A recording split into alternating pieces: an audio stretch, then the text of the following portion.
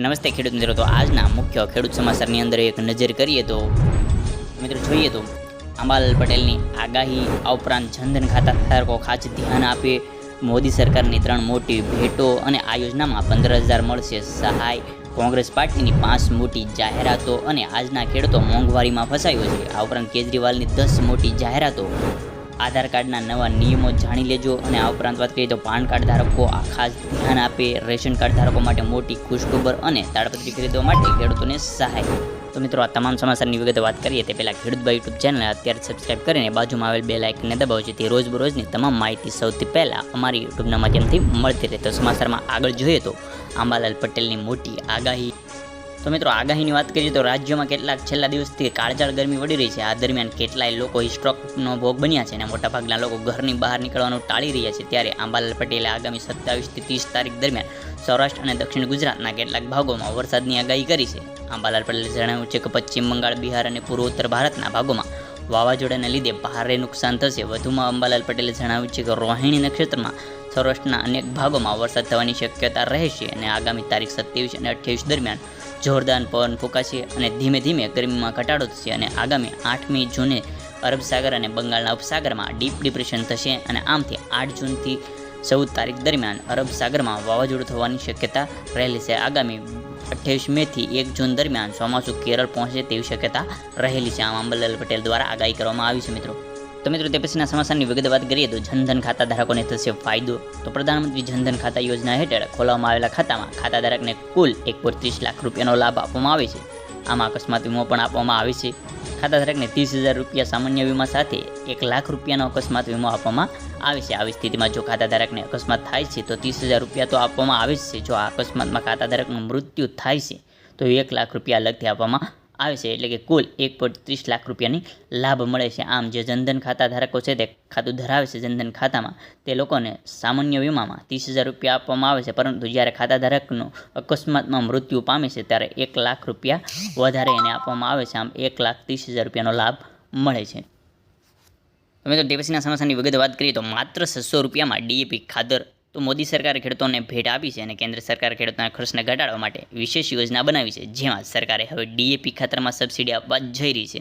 ઘણા લાંબા સમયથી સરકાર આ દિશામાં કામ કરી રહી હતી, જેમાં 3 સરકારને આમ સફળતા મળી છે અને સરકારે ઇફકો દ્વારા તૈયાર કરવામાં આવેલ નેનો ડીએપી લોન્ચ કરવામાં આવ્યું છે. અને ઇફકો દ્વારા તૈયાર કરવામાં આવેલ આ ડીએપી ખાતરની કિંમત 600 રૂપિયા હશે, જેમાં 500 ગ્રામ ડીએપી ખાતરનું પ્રવાહી ઉપલબ્ધ થઈ શકશે. આ ખાતર એક બોરી જેટલું કામ કરશે અને હાલ ડીએપી ખાતરની બોરી કિંમત 1350 છે. એટલે તેની હર સરખામણીમાં વાત કરીએ તો ખાતર અડધા ભાવમાં પડશે અને જેનો ખેડૂતોને સીધો જ ફાયદો થવા જઈ રહ્યો છે. તો મિત્રો, તે પછીના સમાચારની વિગત વાત કરીએ તો મોદી સરકારની 3 મોટી જાહેરાત અને ભેટ. તો કેન્દ્ર સરકાર દ્વારા 3 મોટી જાહેરાત કરવામાં આવી છે. આ જાહેરાત અનુસાર ગરીબ અને મધ્યમ વર્ગના લોકોને સસ્તા ભાવે પ્રોડક્ટ મળે, જે અંતર્ગત કેન્દ્ર સરકાર દ્વારા 3 પેકેજ બહાર પાડવામાં આવ્યા છે. એ અંતર્ગત ભારતના આટા, ભારત રાઈસ તેમજ ભારત દાળના પેકેજ બહાર પાડવામાં આવ્યા છે. જ્યારે મિત્રો બજારની અંદર તેમની કિંમત 80 થી 150 રૂપિયા વચ્ચે જોવા મળી રહી છે. પરંતુ સરકાર દ્વારા ગરીબો અને પેકેજ ખરીદી શકે એટલા માટે સસ્તા ભાવે બહાર પાડવામાં આવ્યા છે.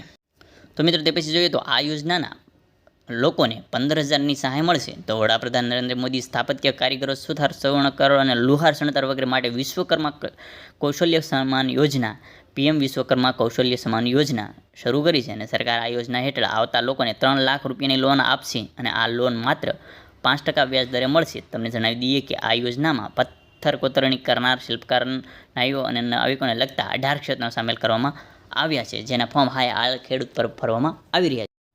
તો મિત્રો, તે પછીના સમાચારની વાત કરીએ તો આધાર કાર્ડના નવા નિયમો જાણી લેજો. તો આધાર કાર્ડ અનુસાર આધાર કાર્ડ ધારક તેના જીવનકાળમાં માત્ર 2 વાર જ તેના આધાર કાર્ડ તેનું નામ બદલી શકે છે.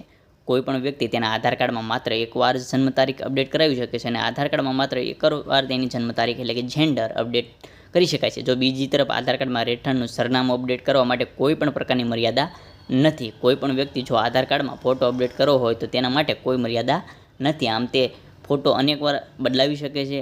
આધાર કાર્ડમાં રહેલું સરનામું પણ અનેકવાર બદલાવી શકે છે. પરંતુ જો વ્યક્તિ તેના આધાર કાર્ડમાં માત્ર કોઈ નામ હોય તો 1 જ વાર અપડેટ કરાવી શકે, જન્મ તારીખ પણ 1 જ વાર અપડેટ કરાવી શકે અને આધાર કાર્ડમાં માત્ર 1 જ વાર તેની જાતિ બદલાવી શકે છે. આ ખાસ તમે નિયમો જાણી લેજો. તો મિત્રો તે પછીના સમાચારની વિગતે વાત કરીએ તો પાન કાર્ડ ધારકો ખાસ ધ્યાન આપે.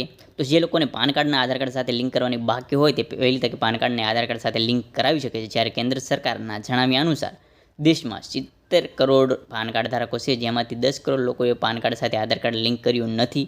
પણ જો આધાર કાર્ડ અને પાન કાર્ડ લિંક નહીં હોય તો તમે મોટી રકમના વ્યવહારો બેંક દ્વારા કરી શકશો નહીં અને સરકારી યોજનાઓનો લાભ પણ મેળવી શકશો નહીં. તેમજ ટેક્સ વિભાગ દ્વારા કોઈ પણ રિફંડ આપવામાં આવશે નહીં. જો કે લાંબા સમયથી પાન અને આધાર કાર્ડ લિંક નથી તો ગભરાશો નહીં. તમે વહેલી તકે તેને હજી પણ તમને મોકો મળ્યો છે તો તમે વહેલી તકે આધાર કાર્ડને પાન કાર્ડ સાથે લિંક કરાવી શકો છો. તો મિત્રો તે પછીની વાત કરીએ તો રેશન કાર્ડ ધારકોને મોટી આવી ખુશખબર. તો રાષ્ટ્રીય અન્ન સલામતી કાયદો NFSA હેઠળ વધુ કુટુંબોને આવરી લેવા તેમને રેશનિંગનો અનાજ આપી શકાય છે. તે માટે અન્ન અને નાગરિક પુરવઠા વિભાગ ફેરફાર કરવામાં આવ્યો છે. શહેરી વિસ્તાર માટે જે કુટુંબનો કોઈ પણ સભ્ય માસિક 15,000થી ઓછી આવક ધરાવતો હોય તેને અન્ન સુરક્ષા હેઠળ આવરી લેવામાં આવશે અને ગ્રામ્ય વિસ્તારમાં માસિક 15,000થી વધુ આવક ધરાવતા હોય તેમને પણ અન્ન સુરક્ષા હેઠળ આવરી લેવામાં આવશે. ગુજરાત પુરવઠા વિભાગે આ દરજ્જો જરૂર કર્યો છે અને અત્યાર સુધીમાં આવક મર્યાદા 10,000 હતી, પરંતુ હવે તેને વધારીને 15,000 રૂપિયા મર્યાદા કરવામાં આવી છે. તો મિત્રો તે પછી જોઈએ તો કેજરીવાલની 10 મોટી ગેરંટી. તો 10 ગેરંટી વિશે જોઈ લઈએ.